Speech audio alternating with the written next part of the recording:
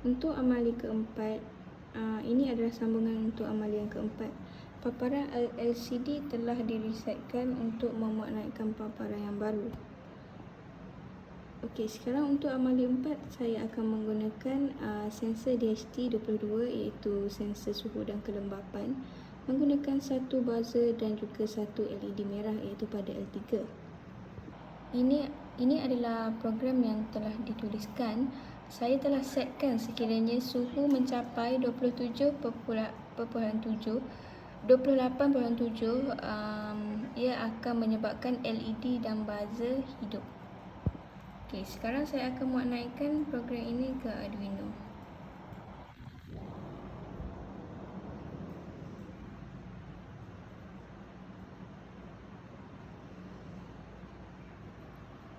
Paparan akan mula memaparkan suhu dan juga kelembapan. Okey, untuk meningkatkan suhu, saya hanya akan memindahkan suhu daripada tangan saya ke sensor. Okey, sekarang suhu mencapai 28.9 yang mana menyebabkan paparan pada LCD adalah suhu tinggi beserta dengan nilai suhu. Kemudian buzzer akan hidup dan LED pada L3 akan menyala.